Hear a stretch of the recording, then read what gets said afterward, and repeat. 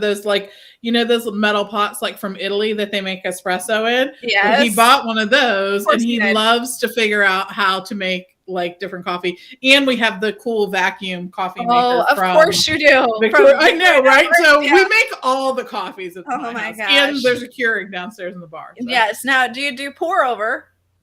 I mean, I guess it's kind of like that's sort of. We do French press in the morning. That's that's actually our typical coffee. French press. All right. Because I really like it. And my boss has a Chemex. I know he's real big about that, which is also kind of a pour over. Yeah. Yeah. So you just lost me. Mallory has coffee talk. Coffee talk with Pam and Ricky. Yeah. I don't even know. I don't drink coffee, but Mallory has one of those things where you put the little cups in it. Keurig. Keurig. Yeah. She gets home from school every day, and the house smells good. Yeah. Oh my gosh. Oh yeah. I love that Mallory drinks coffee. That's fantastic. Yeah, she got it for Christmas like 2 years ago. But the thing is, here's the thing. This is the stuff that makes me old, right? She never turns off the bathroom light. Ever. Right. Upstairs. Never. Like, dude, just flip the switch. Or the fan. Right there next to the living room. And the other thing is that little cup. It's got a little hole in it because it's used, right? It's got a little punch in the top now. Sits right next to it. Like, dude, the trash can is 10 feet to the left. Literally. I'm surprised she takes it out of there. You know you're going to walk past it to go to your room. I'm surprised she takes it out and doesn't just leave it in. Yeah. I would assume it just would be left in and that's all she would do. So thing and throw it in the can. That's so funny. We're talking about all the different coffee things, and Jocelyn's here. So last year for Christmas, Jocelyn got me like like a French press thing to take on vacation that was travel size. So literally, it's a silicone electric pot. Oh my gosh, that's amazing. Flat, then you pop it up and you can plug it in, and it literally heats up the water. That sounds amazing, Jocelyn. Right? Oh my gosh, that sounds so cool. Yeah, that sounds so anyways, cool. This is how much we love the coffee. Mm-hmm. And I like the Joffreys. I have to admit, in the resorts. I brought home with me the K-Cups from the 50th anniversary because there were some, in my room when I was there staying at Pop on the 50th. So I still I kept them as a stockpile, just to have them.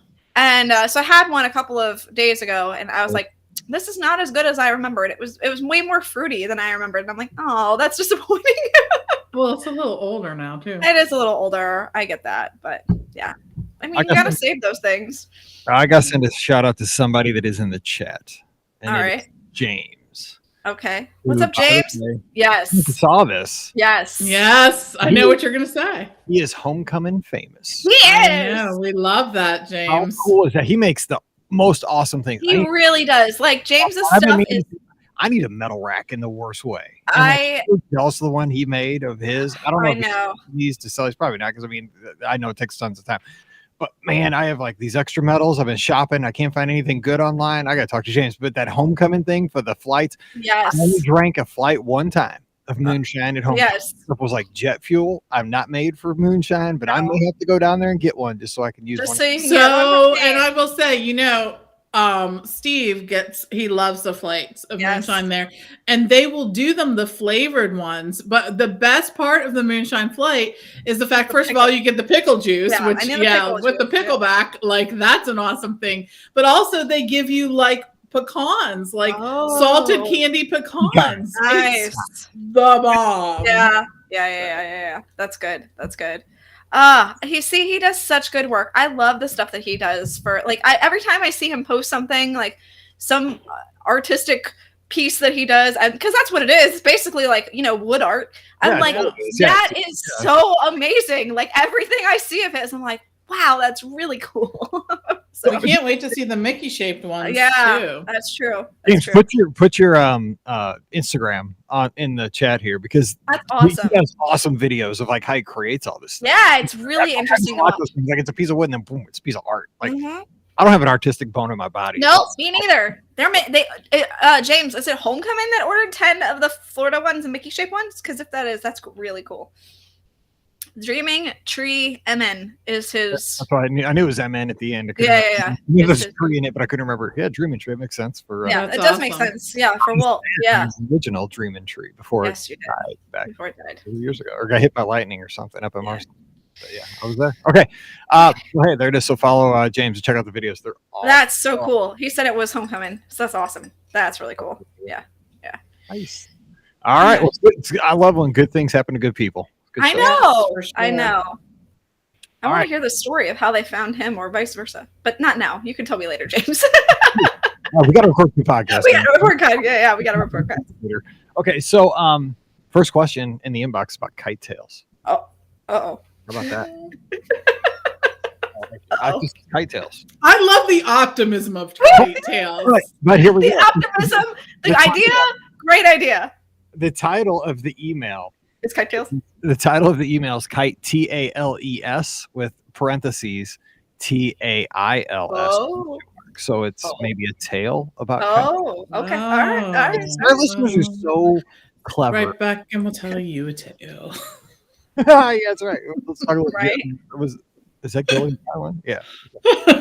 Yes. I've been watching TV this week. Okay. With Lion King. Right? Before the blizzard hits and we lose power because we're getting 39 inches of snow. Is that happening tomorrow? That's happening Wednesday. But Wednesday. We'll keep talking. It might be Wednesday. That's true. Yeah. Is it going to move over to us then? Yeah, probably. No, I know it's going through Scott though. Man, they already have a winter storm warning. I cannot with this. I can't. Why am I not out of here? I'm going to be looking at flight prices. Come join me this weekend, Pam. I'll be in Florida. Right? I'm going to Chicago this weekend on Friday. Oh my God! No, you're not. Well, it depends. I mean, you're not going to Chicago. It's supposed to be done here by Thursday night, so we'll see. We're actually not going to Chicago. We're going to Schaumburg, which is a suburb. Still, you're not going. It's a nicer part of Chicago. It is a nice part of Chicago. Nice area. Okay, let's do this. 20, 32. Did you? Got rid of that. Okay, here we go.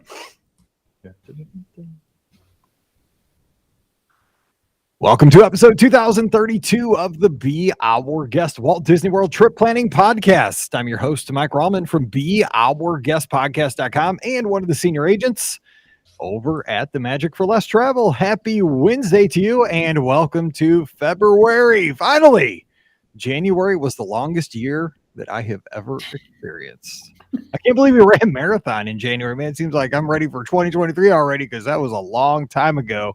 But guess what? I promise you, February is going to be the shortest month of 2022.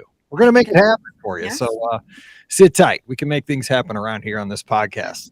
All right, today we are here. It's Wednesday. It's time for your listener questions. We are going to have a good time with that.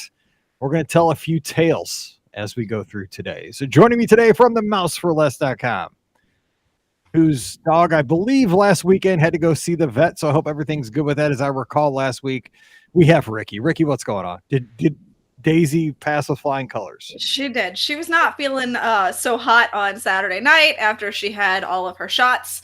But, you know, she's doing much better. She rallied and she's fine. So we're all good there.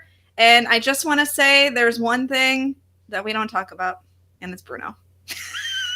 I've never seen that movie and I've never listened to the music, so I have no idea. When I see that stuff, I don't even know what they're talking about. It's funny because I it's catchy to me, but it's not like it hasn't like caught on. Like I'm not like, you know, I could really listen to that song. But for Brian has actually caught on to that song, so he's like, can we listen to the Bruno song again? Oh my God. But see, here's the thing though, like, for somebody like me who only watches sports and reality TV, just a few reality shows like Amazing Race and a couple things. Like right now, I'm getting into that season where I'm desperate for things to watch, where I may crack and start watching movies because until baseball starts, God help us if the lockout goes on any further. Right. Like I'm in this time where I just don't know what to do with myself. Like I flip through the channels, like just 700 channels of nothing. I need and they're like nothing. You're done. I like ping pong. Like show me like bowling from 1979. Like I don't care. Like I gotta watch a sport. Yeah, I maybe we'll have to watch. I mean, you may enjoy, you know, Encanto. So I'm just saying. I was late on the Encanto train. I did not watch it until like a week and a half ago. But you know, now Brian is obsessed with Bruno. So you know, so we don't talk about him in our house. Bruno Bryan. There you go. Exactly. Let's don't talk about it. All right. No. Also joining us from the wonderful city of Pittsburgh, Pennsylvania, we have the co-owner of the Magic for Less Travel. Her lumbago is acting up. Yes.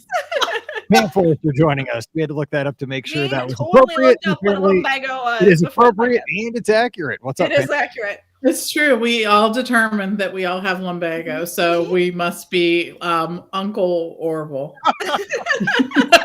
That's where we're at. We're sitting in a tub yelling stuff out about our lumbago and privacy. Yes. And we're getting mad at the kids who are getting on our lawn. That's true. Yes. So sometimes I will look at the field of podcasts out there, which expands. Like it probably is. It hovers around the same because there are new ones that start and other ones that stop going, right? Yes. They've done like 10 episodes and they move on. Here we are all these years later. We're like the senior citizens of podcasts. We really do have lumbago at this point. We do, seriously. We have podcast lumbago. I mean, think about it, 2,000 shows. I mean, that's stupid ridiculous. Yes. Right, yes. And years. We've been doing it for years. Yeah, seriously. I mean, kids that were born when we started this podcast are teenagers. I know. So anyways, so here we are, and there'll be further podcasts about our lumbago and other things, kids on our lawn, and I don't know, what are some other things, like we can't drive anymore, I know, right? Go out late at night, or all these things. We leave our blinkers on while we drive down the Yes, 100%. Gotta find my cheater glasses. Yeah, that's it. I mean, I didn't have glasses when I started the show. It's true, you did not. All right, hey, let's jump into the questions. That's why you're here. And we have an inbox question from Lindsay. It says, "Hey, Mike, just dropping in because I have to tell you, my kids, 4 and almost 2, absolutely loved Kite Tales." And she spelled it Tales, and in parentheses, Tails. I'm not sure which, and I don't care enough to look it up, she says. So there you go. I mean, that was the honesty there. The good news. She said, "I had the exact same reaction that you did. Is this really in the same announcement as Harmonious and Enchantment?" And I guess we were not thinking like a toddler because, man, I thought my daughter was going to cry when the Lion King version, there are 2 versions, yes, we saw them both, was over. And I'm pretty sure my husband's retirement job aspiration is now to be the guy who rides on the back of a jet ski flying a giant kite. Same guy who counts the Zaxby's from Orlando to home. Perfect. He's my soulmate. I mean, I'm telling you, man, he counts. That's how you know you're going through Georgia. Like, oh, there's Zaxby's. Oh, there's Zaxby's. Yep. Currently having a great Walt Disney World trip, so I appreciate the planning help from the BOGP crew. I routinely refer to you guys as my podcast friends and feel lucky to have you all, Lindsay. She says, "We're lucky to have you too." I mean, she's great. I mean, exactly. That's awesome. Yeah. So she says, "P.S. In case you stay at Caribbean Beach anytime soon, you probably already know there is a regular Coke fountain by the pool. The rest appear to be freestyle." And she's got a thumbs down emoji thing and a PPS. Is that legal? I think it is. Yes. You totally have to go to the Regal Eagle. Amazing. New favorite Epcot quick service. And it's a traditional Coke fountain. No freestyle. Win-win. Nice. Email, Lindsay. How awesome is that? I like it. She checked all the boxes. Yeah, I'm with star on this one. I can't even delete it. It's the perfect email. It is the perfect email. Also, as a reminder, when you order a side of Texas toast, just know you're already getting Texas toast with with some of the things, not all the things. Yes, but it didn't say it on what I ordered, and so I didn't know, and I ordered a side of Texas toast, and I got way too much Texas toast. I love that she shared that her kids love Kite Tales, because I've heard that there are different people who go and see the show and absolutely adore it. And I can absolutely see how kids would be fascinated by that. And if you've ever been a kid or taken a kid to fly a kite, it's fantastic. They love it, right? Are you not Mary Poppins? I mean, come on now. I know. And you know what? All the times I remember taking Hannah to fly a kite, it sort of ended like Kite Tales does, right? I always used to get a kite in my Easter basket, right? I mean, and it was always the cheap one. It was like 99 cents. And it was like a delta shape. It was like a triangle. Yes. And I still remember this. And I take it up Ricky. I take it to Duchesne Elementary to Steel by our house, and I fly. 2 things would happen to that kite.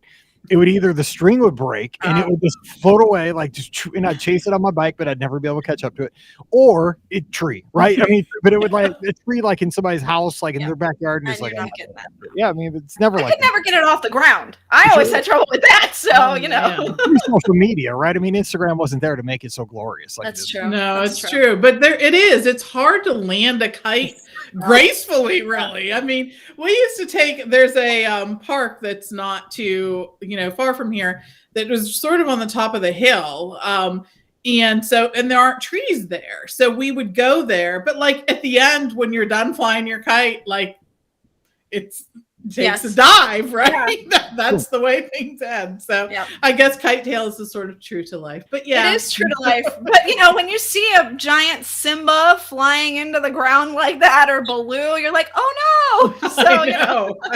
It's alarming. This had to have been in like because I was born in 73, so I was probably like not even 10. I was probably like 8, so it's probably like 1980, 1981. I remember this particular kite. It was a triangle shape. It didn't have like a tail or anything on it. Just like it was like a big delta wing. And I mean, I was so excited because I went up with my buddy Ryan up to Duchesne. It's like a Mike in the Midwest mini episode right here. So we go up to Duchesne School. I'm flying this sucker. And I mean, it was like right before a tornado warning because we're like, dude, it is so windy. Get the kite. We're riding up there. It's like the scene out of The Wizard of Oz. We're riding our bikes. It's so windy. We get up there, we're flying this thing, and we're fighting it. I mean, you can hear it's so windy, you can hear the kite. It's like, yeah. I mean, like 50-mile-an-hour winds. We're going to be like Ben Franklin getting struck by lightning any second. We're flying this thing. I remember we got the thing out for all it had. I think I had like 300 feet of string, and it got way up there. And all of a sudden, this thing starts taking a nosedive down. My buddy's Ryan's like over on the other side of the field. Thing comes down. I mean, it's only like a plastic kite. But I mean, it hit him it must have hit him at like 50 miles an hour. Oh my gosh. I still to this day, I can't believe it didn't split his head like right in half. It was fine. Yeah, I mean, I think it did like cut his head like on the top, but it was only like plastic. It had like those little, kind of hollowed out plastic like frame. Yeah, I remember those. Yeah. Trying to give it support. Oh, I still like just that story. Just got like I'm sweating thinking about that from like 1981. That was crazy. But it had like these mean like googly eyes on it, so you could see it when it was up there. It was a great kite, but that's how it died. Okay, back to Disney though. That was kind of fun. Okay, we're not talking about kites. Okay, we could talk about kites all day. Let's see. Len says, curious how the construction's looking at Epcot. Are there still walls all over the place? Yes. So there are still walls a lot all over Future World. Yeah, but, I mean the middle section is still just a gigantic construction zone. They're working on the Journey into Moana section. They're working on obviously the new restaurant that's coming. They're working on a few other things as well. But yeah, it's still pretty much a lot of construction walls in that center area. They definitely still have all that blocked off. So it's going to be a while, I think, before we see any finalization there. But yeah, it's still pretty construction wallish. There's no way to go straight through yet. So straight through to World Showcase. Unfortunately, still got to go around the other side. Yeah. I was thinking about this though during Marathon Weekend, and this is just kind of what I think about this on Marathon Sunday, because for the way they did the course the last two marathons is that you go through Epcot twice. You go through Epcot at like mile 3, and then you finish going through Epcot at like mile 25. Okay, so you get to go through Epcot twice. You see all the construction and stuff. And the thing is that when you're in the moment, you think the construction will never end. Right? Like, I remember Hollywood Studios was a total disaster. And like during that time, and I mean, you can go back and listen to the podcast episode. Yeah. Like we thought this was going to be like a decades-long process that like there's never an end to it.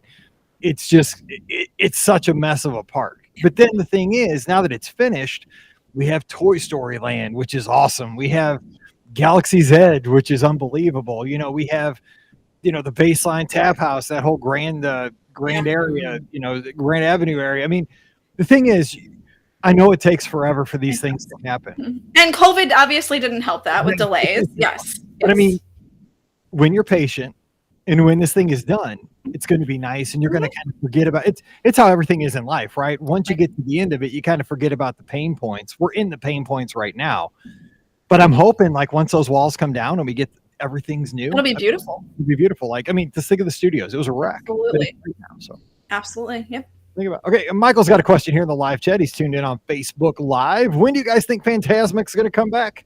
They just filled up the water in the moat. I saw that from BioReconstruct, some of the flyovers. Yeah. When do you think it's I would say by maybe spring break. I mean, if they're putting water in, I would think that they're at least trying to get it open. I would hope. I mean, I don't know. Who knows? You think? I don't know. I mean, I love that we continue to get new things. Like we just had an announcement that the parade's coming back and other kinds of entertainment. I think they'll probably have to, because there are some stunts involved in that, right? That they'll have to bring that cast back in, make sure that they go through all of that. They may have to get some new cast for that. So it may take them a little bit for that. But I think that, you know, Disney's moving forward. They're continuing to get people in to, you know, fulfill some of these roles that, you know, really need filled in right now. So let's hope. Yeah, I think you're right, Pam. They have to absolutely. It does have some more stunt issues with it. You know what I'm saying? And things that they're going to have to learn and relearn and things like that. So I do think it's going to take a little bit of time. And I think they're working on I think I saw that they're working on the boat, you know, the finale boat as well. They're refurbishing that. So it's still going to take some time. I was hopeful for spring break, but I think that might be a little too early, just because, you know, right now they just announced the parade's coming back, the Festival of Fantasy, and that's coming back. And they said March, right? Yeah. So, March, I think. Huh? I think it's the first week of March. Yeah, it's the anniversary of when it debuted. So if it's taking till March for that to come back, I would assume that we probably won't see Fantasmic until maybe Memorial Day weekend, if that, somewhere on there. I just think that it's going to take some time for them to relearn everything and get everything situated. So, yeah, but we'll see. Also, speaking of, you know, Hollywood Studios and Encanto, Brian and I were talking about, you know, how there's no representation of Encanto in Disney right now. And we actually had a suggestion that they should replace Beauty and the Beast with an Encanto show. So I don't know what y'all think about that, but I think that would be a really good idea for putting Encanto in where Beauty and the Beast is. It would liven up the area. It's, you know, Beauty and the Beast is kind of a dated show at this point. And Encanto is just, you know, everybody's lost their mind over it. So I don't know. That was definitely a conversation Brian and I had. So I kind of want to know what everybody, you know, that listens to the podcast thinks about that too, because that was totally a conversation we had last night. we don't talk about that. No. Oh yeah. Sorry. We don't talk about Bruno or Encanto. Look at that. Did I do it right? Is that how you do it? I don't know. Yeah. That's right. And shout out to Jennifer, who's listening to the Our Guest Podcast live as she drives past the Our Guest Podcast studios on her way. Hey, there we go. Doing the this. Oh, she's going to Crumble. She mentioned the good spot. Yes, right across the street from me, Chick-fil-A and Crumble cookies. I go to Crumble once a week. That's not a joke. I legit go once a week. My wife said this week's like whatever it is, like a 4-pack is really good. It's good. It is a good 4-pack. They got a banana cream pie one. Yeah, it's a good one this week. Yeah, who needs Gideon's? We have Crumble. We have Crumble. So we have another question from Susanna. This one's in my wheelhouse. Thank you, Suzanne, for being here. She's here a lot in our live chat. Which Disney mini golf course do you recommend? My adult daughter and I have a few hours to kill before we fly at early afternoon and don't want to add another park ticket. I'm a huge fan of Winter Summerland outside of Blizzard Beach. I love that one more than I do Fantasia Gardens. So Fantasia Gardens, though, if you want to go over there, just so you know, it has kind of the whimsical, just regular like putt where, you know, it's got like the characters from like Fantasia, you know, so it's your regular like AstroTurf, putt, you know, bounce it off the walls, kind of, you know, it's just like Winter Summerland. That's what they have over there. But they also have that other side that is ridiculously hard, that looks like regular holes, and I've never played that. But yeah, because it's intimidating. I mean, you're like, oh my gosh, like that. You'd either have to be like a PGA tour or like hate yourself. Yeah, exactly. Yeah, that is crazy hard. So I like Winter Summerland because I think it's fun for just somebody to go knock it around and have a good time. I like to play the opposite season you're in. So, you know, this is just if I'm there in the summer, I play the winter side, and if I'm there in the winter, I play the summer side. I mean, a little novelty in your life, but it's a good time. I love playing putt there. Do you guys go and ever do that? Mm-hmm. Yeah, it's fun. Oh gosh, it is fun there. I mean, it's a great way to spend a little bit of time. Yeah. And Scott and Neil are going to do a little tournament there over the spring surprise weekend with the Lizards. So that'll be fun too. All right, Christina Keller in the live chat on Facebook Live says, staying at Yacht Club in September, what is the best place to get a quick breakfast on the way to the parks? I have one suggestion. Ale and Compass Marketplace has a wicked good, do I sound like I'm from Boston? Yeah. Wicked good breakfast sandwich. It's like it's almost like on a pretzel roll, and it's got like ham and cheese. I know that's not your thing, Pam. You don't like ham and cheese omelets, but ham and cheese, it's like it's got a good meat to it. It's really tasty on that pretzel roll. And it's like they just get it to you real fast. It's hot. And I think it's on like $5 or $6. I mean, like if you want to get something and walk and eat at the same time, perfect. But I mean, what other options from going from Yacht Club? Pam, anything else you can think of? Yeah, you can get over to the Beach Club Marketplace too. And, you'll be able to eat there as well, since the Yacht and Beach Club are attached. That's a good location. And of course, Boardwalk Bakery is just a quick walk over at the Boardwalk. And you can check out that too, all different options. And the great thing about the Disney app, which has been, I think they've added a lot of features to it. Really, if you think about it, in the last 18 months, that has been one of the improvements that we have seen. But the menus are always updated on there. So you can go and look at it and check out the menus and see what you want to order. So. First of all, hallelujah for the change that happened this week for friends and family. Yeah, oh my gosh, I cannot tell you, even as in this position, I have had so much trouble finding people and connecting via friends and family. So thank goodness Disney fixed that problem. Pam, I actually had somebody contact us on our Instagram and let me know that they do have a poached egg at Trattoria Al Forno. Oh, so it's a poached egg with fennel sausage, creamy polenta, pomodoro sauce, Parmesan, and toasted crostini. So that's cool. I mean, it's not a counter service location, but yes, it's not. But yes, I agree. That's an awesome choice. At least there is a poached egg option somewhere. I agree. I totally agree. Got a little heat on my hate for breakfast potatoes. No, I'm just kidding. It was all in good fun. Man up in Canada came at you. Yeah. I mean, it was all in good fun. If they were really good, first of all, if they were really good breakfast potatoes, I might be swayed a little bit. Not that I want them every morning, but occasionally it would be okay. They're not, I don't consider them to be great breakfast potatoes at the counter service locations. But anyways, I know, look, this is my grievance here, my small grievance with Walt Disney World. So I just wanted to say that thanks to Magic Me Vacations for letting me know that. So I just wanted to throw that out there since they let me know. So all right, we have another question from Suzanne. Is there outside seating at the Brown Derby? Trying to stay as safe as possible. We can during our trip in early March. Are they still doing socially distanced seating at the table service restaurants? So I don't think Brown Derby has outside seating in Brown Derby proper, but the Brown Derby lounge, you could sit outside there, right, Pam? I mean, that's one of your favorites. Is that's open, right? It's open. It is open, yeah. So that's it. You can't make a reservation and actually have seating outside at the Brown Derby. That's not available. And the lounges all walk up. But there's some great, actually, outdoor locations at Hollywood Studios in particular.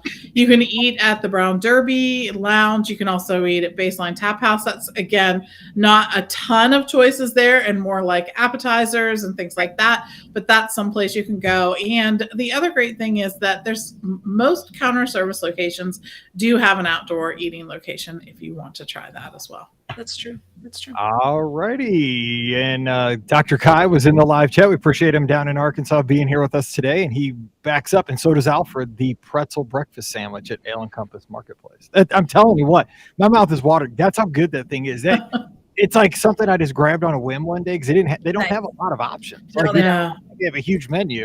And I was like, oh, breakfast sandwich. I'll grab that. There you go. And I was going back day after day, like, give me my breakfast sandwich. I got to have it. I was getting up earlier and earlier, so I made sure I got it. So, crazy. Speaking of Alfred, he's got a question. Now that it seems that Disney's more crowded, do you think the DVC Resort Reflections will be finished? Also, rumor is Tron will be open by the end of the year. What do you think? So we kind of talked about Tron on the live call-in show on Sunday night, that we kind of had this discussion. We kind of came to a consensus that if Disney really had the manpower and the will, looking at it, we're not experts on construction, but they could probably, it's January. They could probably have this thing done by December if they really wanted to get it done. Right. If they really want to get it done. I mean, and they could even have it done, maybe just not even pushing it too hard, but they may be holding it back to have something new for 2023, like they've done with Ratatouille. I mean, right. And with the 50th anniversary going until, at least April of 2023, I probably will go a little longer than that, but with it going at least until then, I can see where they would hold off until the beginning of the year, and or maybe the announcement of, hey, we're extending this another 6 months to a year because it's Disney. So come experience the new Tron coaster as part of the 50th anniversary, in year number 2. Right. I mean, because it gives them a new thing to put on the commercials, exactly. New reason for the folks that came in October 1st to go down and come back and ride a new attraction, and people that come down for Guardians this summer, go back next January. Excuse me. I mean, they're thinking about it. Yeah. So we'll see. They are. And as far as the other question about reflections, I don't think that's gonna if that's gonna be a while. I don't think that's even on their radar right now. So yeah. I wish build some resorts. Yeah, I don't think they're there yet. Mm-mm. All right, Julie's got a question here. She says, and she's in Facebook Live with us. We have a 9:15 reservation at California Grill coming up in March. Fireworks at Magic Kingdom that night are at 9:00. Do they still let you go up early to watch them? And if so, what time should we get in line to go up? Also, if your table is ready, can you wait until after the show to go inside? So Pam, talk to her about the whole process of seeing the fireworks at California Grill. Yeah, so this seems to somehow change at different times. You used to be able to come back and show your receipt. I've heard varied success with that lately. And that may just be due to their dining restrictions. Yeah. Most of the restaurants are still, realize that they've still cut a number of their tables inside. They probably are down like a third of the tables that they used to be, and they still have to maintain those numbers. So I don't know if that's going to be able, be something that you can do. The thing that you can do is they have a desk there on the second floor. That's where you check in at the California Grill. So I would arrive there a little early, explain what you want to do. She'll probably allow you to, he or she, whoever's at the desk will probably allow you to go up and see the fireworks at that point. And just know that sometimes there are actually 2 different catwalks at California Grill that you can access, not just the one. And sometimes one is open and the other one is not.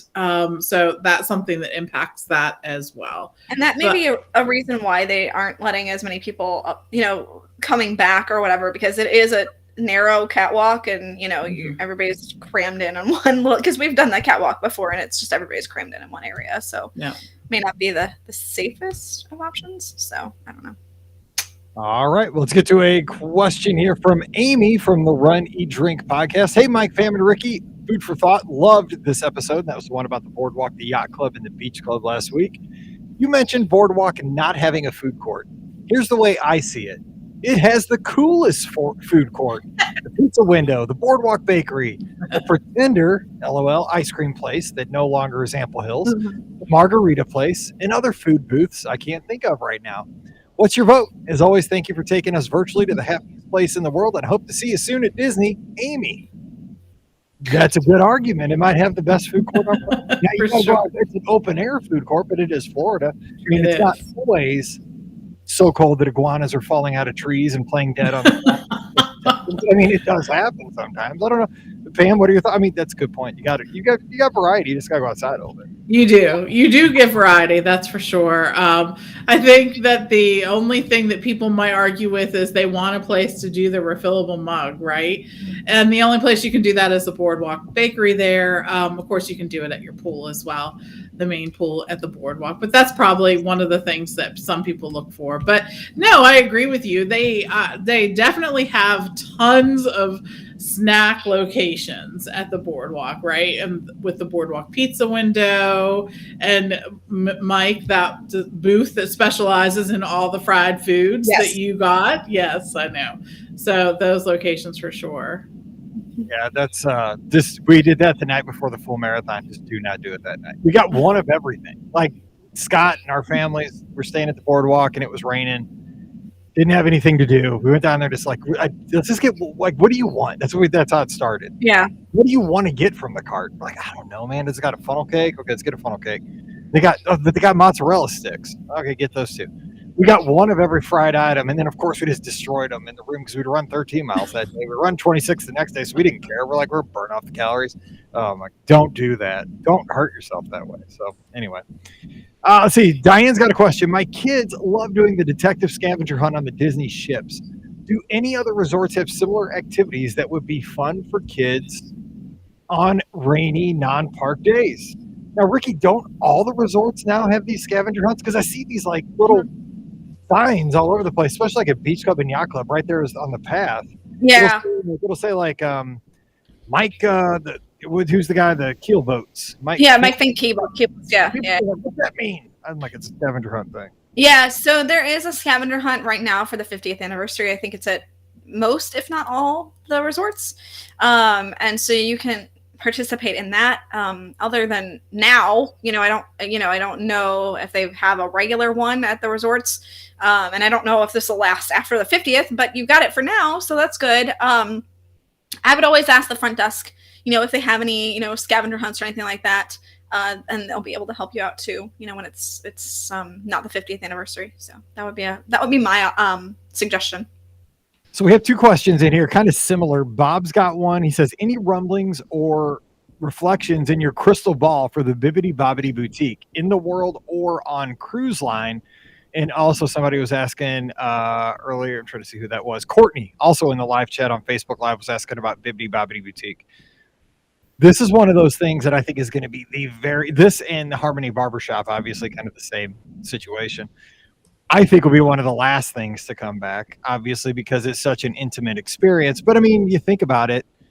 I mean, Great Clips this is the way I look at it. Great Clips is open. My wife gets her hair done. It's not, you cannot do it safely, but I think it's just one of those things. I mean, I'm sure Disney wants it to come back because I took Mallory to do it twice. Yeah. And it was expensive. I mean, I'm wondering if it has to do with the fact that both of them more cater towards kids. I mean, I know the Harmony Barbershop, obviously adults get their hair cut there a lot too, but they kind of both cater towards children, and having them in a tight space like that might be difficult. I'm not entirely sure either, but I agree with you, Mike. I think that they'll be one of the last things that come back, just because of the tight spaces that they have for both, Bibbidi Bobbidi Boutique and Harmony Barbershop. I guess the bottom line is like Harmony Barbershop and like the boutique at World, both locations, especially the one in the castle and the ones especially on the cruise ship. But a lot of the things, the cruise ship, it is a tight space. There is not a lot of room, and you're not going to have much physical distancing in any of those spaces. But No. I don't know. I'm sure Disney wants it to come back. And I will give Disney credit. They are bringing things back, on a regular basis. Flying Fish is now back open. Yes. We'll be back open. Pam has rejoiced. Yeah, applause from Pittsburgh way. So there you go. For sure. All right. Elizabeth's got a question here in the inbox. Good morning. We'll be traveling with an almost 1-year-old. Can you tell me which rides allow baby wearing? Does the baby have to be facing a certain way? Thanks so much, Liz. She says, also, P.S. Go Mo State Bears, which is our college down in Springfield, Missouri, down by Matt Parrish.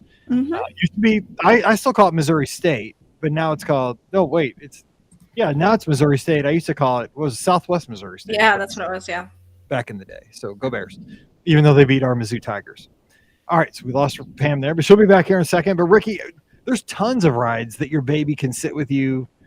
There's a lot of rides. It sounds terrible. We took Mallory when she was little on Haunted Mansion, Small World. Mm-hmm. Is there like a resource you can go to find out exactly? Is there a list published somewhere? Honestly, I'm not sure. Pam might know when she comes back, but I think that anything that obviously doesn't have a height requirement, you probably can do it. I just don't know about wearing, having the baby like on you like that. I'm not sure. Or if that means like baby wearing is like with a harness. Yeah. So I'm not sure about that, given that I obviously have not experienced that in my life. So that's the only thing that I don't know if they can actually wear the child. So I don't know. Yeah, I've never. You know what? I don't think I've ever seen anybody wear the child. I mean, we have Mallory just like facing like sit. I was thinking baby wearing was like a synonym for. No, I think they mean like actually like harnessed to them. So I'm not entirely sure if Disney allows for that, and I'm wondering if they don't, it's probably a safety issue. But I honestly don't know if they do or don't, because I haven't experienced it. Laura says that she wore her baby on many rides, specifically Pirates, Toy Story Mania, and Small World. So I know she's had kiddos. She said she had her son in a baby carrier for the safari, and that was his very first ride. Oh, that's awesome. That kid is bound to someday have a Jeep. There you go. There you go. So apparently it can be done. So I guess it can be. Yeah. So anything that probably doesn't have a height requirement is or like okay. a seatbelt, maybe. Or a seatbelt. Yeah. The rule there. Yeah. That could be the rule. Yeah. Well, thanks for that feedback. We love our listeners helping us out there, because Lord knows, man, I had a baby, but it was 14 years ago. Holy it's crazy. Oh my gosh, that was a long time ago. All right, here's one more question for today's show. It's from Chris. Good morning, BOGP crew. Is it possible for an impromptu? Let me try this again. Impromptu? Is it possible for an impromptu trip to Disney these days with Genie Plus, Lightning Lanes, dinner reservations, etc.? Is it possible to have a good time and see all the newer attractions, Remy's, Pandora, Star Wars, etc., without breaking the bank or spending the entire day in the regular lines? Is 5 weeks ample time to do some planning and still have a good time? Pam, I think it's a good one for you. What do you think? Because I think absolutely you can still do this. Now, you got to be flexible on where you stay, possibly, but I think you can absolutely still pull this off in 5 weeks. I don't think it's any more challenging now than it has been in the past. I really don't. If anything, actually, Genie Plus has made it easier. Although you purchase it in advance, if you want to add it to your package, you still aren't making your selections until that day. You don't have to. People might forget we had to make our Fast Pass selections months in advance so often, right? Yes. When it was Fast Pass Plus, you literally had to choose the park you were going to be in, and then make the Fast Pass Plus reservations, before you got there. And if you wanted the ones that you really wanted to have, you had to make them early in most cases. So right now, sort of Genie Plus makes that, I think, a little easier, because you just are doing that the morning of. So consider that. You can add it to your package for the whole time, though, prior to. So don't worry about that. The other thing is that I think that dining reservations are what they are, right? It has been challenging to make them for a while. There are usually some things available, and if you can't get an advanced dining reservation, I think my best piece of advice is always to continue to check, because they do open up all the time. And if you can't get exactly what you want, try the lounges. Try being there when the restaurant first opens to see if there's any real availability. But it just, I think that a last minute trip is easier to plan. But like Mike said, the thing that will be more challenging is where you're going to stay. But, we really try. We try to help people find a place that they can afford and that will really, be a place that they can live with. It may not be their first choice, but there are 20-some reservation or 20-some resorts at Walt Disney World. So we can find you something. So here's like you want a little travel agent secret here. Dun, dun, dun. Here's what I do. It's a last minute trip for guests. I'll go in and just put in your dates. And instead of picking a hotel, like say you want to go, it's February at this point. So say you want to go in March. You want to go like the third week of March or something. And I know that's busy. It's spring break and you're way behind the ball. Most people are already booked for that time. Instead of picking like Pop Century or, because usually I have my go-tos, like I'll go Pop Century for a value, I'll go Riverside or Coronado. It just depends if I talk to the guests and I find out like what they like, right? But in this case, like a 5-week out trip, I would just put in the dates and I do all hotels. And I decided, see, okay, what do we have even to start with? And then you can say, okay, well, right now the starting point is Coronado Springs. Like, we don't even have a value for 5 weeks from now. Mm-hmm. But here's the good news. Like, we talk about this all the time. Coronado could be your next favorite resort. Maybe you're a value person. Maybe you do splurge a little bit and you book Coronado and you go to Coronado, but you could also book Coronado now at 5 weeks out. You keep checking, and who knows, 2 weeks out, you may be able to move over to All-Star Sports or Art of Animation and a Little Mermaid Room or Pop Century. The thing is, as permanent as we think hotel reservations are with Walt Disney World, they're very fluid. You can always make changes and modifications as you see fit. And that's the good part. I mean, Pam, I think a lot of people don't realize that while you book something, you're not setting that in stone. While you're guaranteeing what you have, you can still make changes, which is kind of the best of both worlds. Yeah, and there are a lot of people who do continue to make changes. I mean, if you ask our agents, it's very, that's something that happens again and again, that people might want to tweak something or do something different or make a different consideration, or they have to change because of a different reason. And I think that is something that people do need to keep in mind. Things change. Just because you book it doesn't mean that's what you're going to end up staying with. But a lot of times, we always say this on the podcast, but it's an opportunity to find your new favorite fill in the blank, right? New favorite resort, new favorite restaurant, new favorite attraction. So give it a shot. I'd rather take the trip. After the last couple of years, the thing I've learned the most is I have missed just doing the things I want to do and whenever I can. And I'm going to make sure that I take those opportunities for sure. All right. Last question is from Laura. She says, can I ask a Disneyland question? And I know why she's asking it, by the way. I do yes. too. I'm planning my first Disneyland trip. Yay! What is one restaurant, quick service, or table service in the parks that you recommend? All right, Ricky, you're going first. You get to recommend a quick service. Do one of each. Oh, man. Because we're at the end of the show. Yeah. No, I mean, it is hard because obviously I don't have as much knowledge with Disneyland.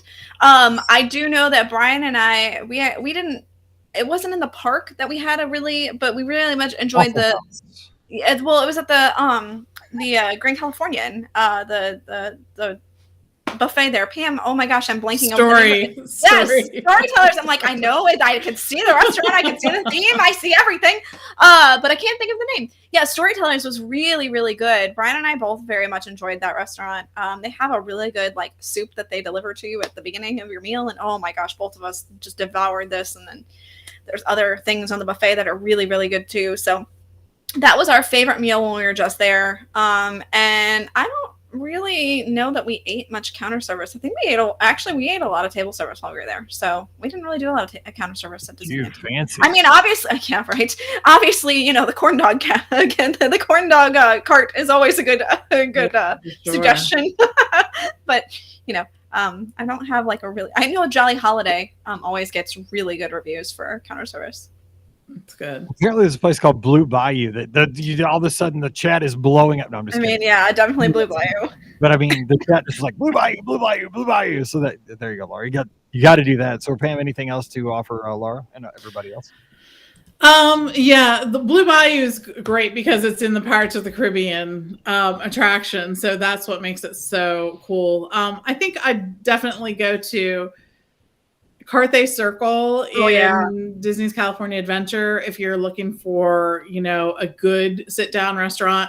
My other favorite sit-down restaurant at Disneyland is Napa Rose, which is just fantastic. Mm-hmm. Everything I've always had there has been great. And as far as counter service, I think Rancho del Zocala in Disneyland actually has great food and is just a fun location. There are lots of great places, at both of the parks, though. And the Grand Californian has a great little counter service location, too, there by the pool. So check out some of those. And we leave the show with leaving you hungry. So go get some food. There you go. We love talking dining, Disney dining, and that's how we're closing out today's show. So thank you so much for the great questions. If you have a question, you can drop it in right now to the inbox of Mike at beourguestpodcast.com. Just put listener question in the header, and we'll get that in the queue for next week's episode. We'll be here, of course, next Wednesday with more of your listener questions. But for right now, today's show is always brought to you by the Magic for Less Travel. We would love to help you plan your next Walt Disney World, Disneyland, get you out to sea with Disney Cruise Line, or get you all around the world with Adventures by Disney. We'll take great care of you right now. All you got to do is drop by the magicforless.com. It's a beautiful site. I'm telling you what, if you have a foot of snow outside your window right now, you go to that site. Just go to the magicforless.com. You're not going to see any snow. I promise you, it is a 100%. I mean, you might get a cookie, and I'm not talking about like a cookie from Crumble like we were talking earlier. You got to click that thing. We have cookies. Every site has that. You click that. Okay, now, palm trees. You got to click. You get palm trees. You get water. You get beautiful resorts. You see fun characters. You see all the good stuff. That's why you're here to listen to a Disney podcast, and then you can pick your destination. They want to go to Walt Disney World. All right, well, let's check it out. What hotel you want to stay at? French Quarter. I'm in the mood for beignets and jazz music. Okay, check out that resort guide. When do you want to go? How many days do you want to go to the theme parks? Do you want to go to the water parks? How about Genie Plus? Once you have that information, fill out a quick quote form. We'll put all those numbers, check the availability together for you. Piece of cake. And you know what? You know how much this service costs you? Nothing. Free. It's a donut. Nothing. We'll get you that right there in your inbox. We can start that conversation, and you can find out if that trip's going to work out for you. We'd love to help you plan that next vacation. So check them out today over at themagicforless.com. Also, please use our Amazon affiliate link when you shop online, beourguestpodcast.com/Amazon. It really does help us out. And thanks to our patrons who support our podcast each and every month. We couldn't do it without you. Our patrons get a bonus show called Mike in the Midwest. You got a mini show today, a little one, the kite story. And we have all kinds of crazy stories like that every week. So if you want to get in on that, just visit patreon.com/beourguestpodcast. Follow the ladies on the social media. Ricky's at Ricky Nibs. Give her a follow this week. Pam's at TMFLT Pam. I'm at Be Our Guest Mike on Instagram and Twitter. And of course, follow the show at Be Our Guest Pod. No live show this Sunday night because unless there might be breaking news because of this big blizzard that we're getting. Winter storm Landon's coming. Landon. I'd love that's the name of the storm? Okay. Yeah, apparently Landon's coming. So if for some reason the big competition in Chicago gets canceled, we'll do a live show. But if not, no live show this Sunday, but we'll be back at it in a few weeks. But do give us a rating and a review on Apple Music or Apple Podcasts or whatever it's called this week. We'd sure appreciate that. So we'll be back again together tomorrow with the replay from last Sunday's call-in show where we took lots of fun calls. And then Friday, we'll be back together, us three, talking about another fun Disney topic. So until then, stay safe, stay healthy. And for Pam and Ricky, I'm Mike, wishing you a great week. Time to get back to work, and we'll see you real soon. Say that one. Just dropped my poker chip. Let's see. What was the episode? 2032.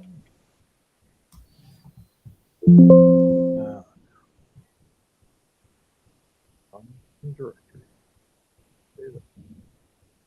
Episode 202.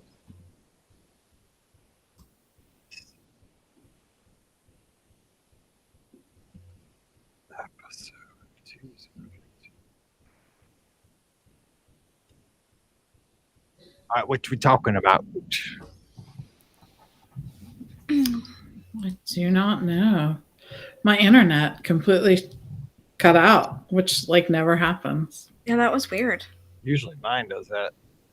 So today I had the simplest tweet, and I stole Ricky's thing. I said, what did I say? I said, simple. Walt Disney World just needs a 24-hour diner. Solves so many problems. Theme, a diner. A diner. 194 likes. Hey, thanks for stealing my idea. No, I was in the mood for like, but and the thing is, like 5 hours later, they announced that diner at MCO that's going to be by Chef Art Smith. See, but that's not at Walt Disney World, and no, but I mean, you get it before you go over. That's true. That's true. It's crazy. That is crazy. Okay. As far as show topics, I have no idea. It'll be February. Oh, dude, I forgot to announce about Is This Romantic? We need those. We can definitely do that on this one. Yep.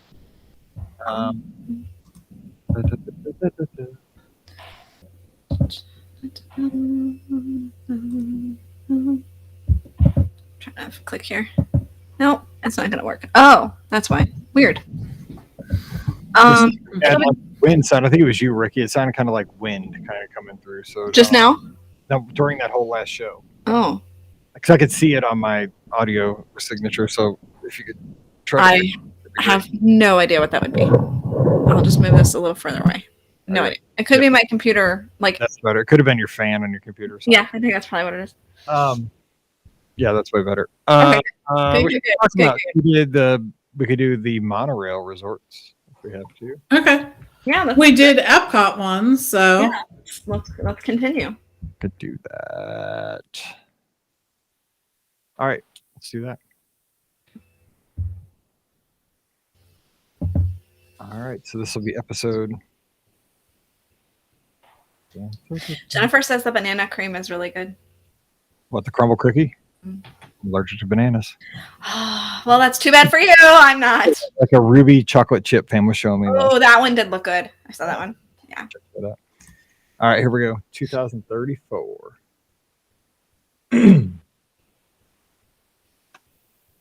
Welcome to episode 2034 of the Be Our Guest Walt Disney World Trip Planning Podcast. I'm your host, Mike Rallman from BeOurGuestPodcast.com and one of the senior agents over at the Magic for Less Travel. Happy Friday to you.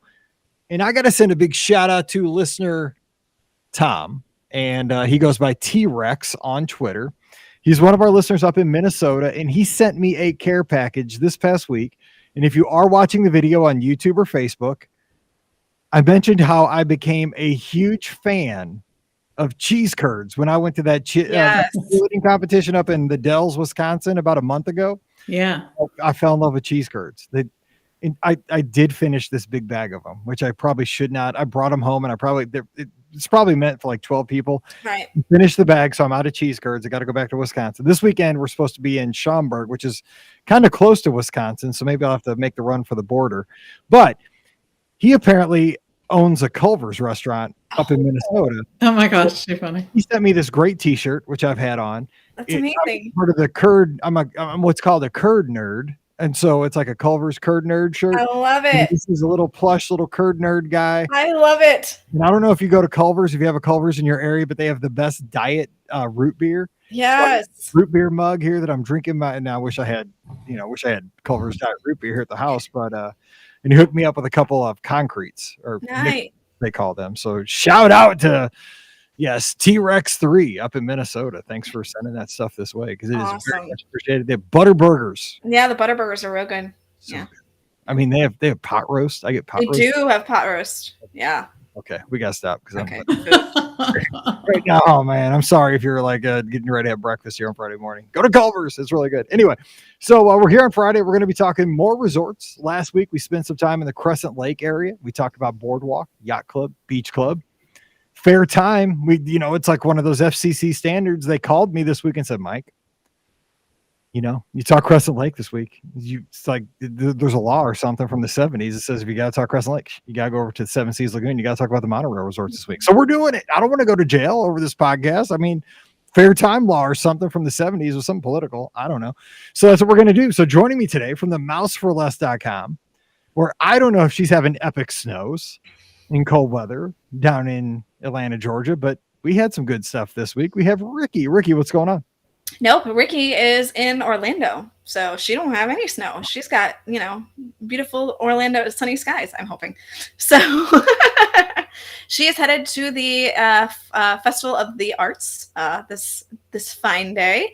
And also then tomorrow she is headed over to that other park that Mike doesn't like to talk about. And she is going to Mardi Gras at Universal. So we're getting, because it kicks off this weekend. So I thought I'd go over and see a little bit of Mardi Gras fun. I love Mardi Gras at Universal. It is so much fun if you haven't done it. They have these gigantic floats that are they are so fantastic. They are actually they're huge. I mean, they're so huge. The music, is catchy as all get out for this parade. They throw a ton of beads, and it's so much fun. So I am so excited. And plus, all the food. Oh my gosh, they have so much good food during this time of year for Mardi Gras. So I am in it for the fun and the food. So questions. Beignets, right? They have to have beignets. They do have beignets, yeah. Do they have hurricanes? I'm sure they do. I will not be drinking a hurricane. So, I'm sure they do. I've only gone to Mardi Gras once in St. Louis. Now, St. Louis has an epic Mardi Gras down in Soulard. It's Soulard. It's like this area south of downtown. Dude, I couldn't handle it. It was just, I mean, they say it's like French Quarter. That is the second biggest Mardi Gras in the country, I believe, the one in Soulard, minus, of course, the one in actual Louisiana. Yeah. This is when I was like dating Pam, and like we were just, starting to date, and I was trying to catch her right. Yeah. I was so out of my league because I am not a partier, and this was out of control. Like, dude, there's nowhere to go to the bathroom. People were falling out of like 3rd-story windows. Yep. It was insane. It was the craziest thing I've ever seen. It was like, they say it was like French Quarter in St. Louis, but I did have a hurricane for the first time. There you go. Well, lunch. Holy cow, that was good. I mean, hopefully I will be able to use the restroom at this Mardi Gras and not fall out of windows. So that would be kind of nice. Mardi Gras in St. Louis, go to Soulard at your own risk. Totally at your own risk. Yeah. And another side story, Paige went when she was 21. Uh-oh. And she got lost, and Pam had to go find her. We're using Find My Friends. She didn't know where she was, and it was dark. So anyway, bad story. So let me ask you this though: you're an annual pass holder for Universal, correct? I am not, but I have my ways in. But you don't get to ride on the floats because AP holders there get to ride the float if you sign up. I don't get to ride on the float. You are correct. That'd be the way to do it, man. You're up there like you're three. It is kind of a dream to ride on the float, I have to admit. But no, I will not be on a float. Plus, it's opening weekend, so my chances of getting on a float, even if I was an AP holder, would be very slim. That'd be pretty sweet, though. I get to chuck those beads. Yes, cool. I would live for it.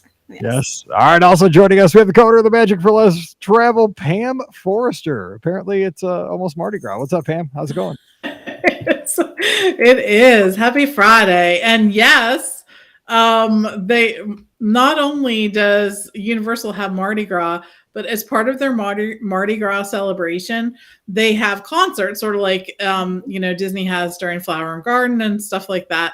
They have some great folks. Sugar Ray, Diana Ross, Bare Naked Ladies, Styx. They have LL Cool J. Oh, right. I mean, they have Khalid, Seal, Gavin DeGraw. I mean, just lots of people that are big name people. There are. And that's like at Walt Disney World, that's included with your price of admission. So if you're in, you get to see the concert. So and those are only on the weekends though. So yeah, on the weekends. Yes. But Mardi Gras takes place throughout the week. So yep, they do. They have little food booths like they do at Walt Disney World too for the different things. So lots of good stuff there. Mm-hmm. Do you think Seal sings "Kiss from a Rose"? Sure. I think it's the headliner or the closer. Yeah, like a Batman suit. Yeah. That song. Remember how popular that song was? Oh yeah, for sure. Wasn't one of the Batman movies? Yes, it was. The theme song from the Batman movie. Yes, it was. Yes. Yeah. As I have a brother who is obsessed with the Batman movies. Yes, I know that was in the yeah. So lots of fun stuff, though. I like that.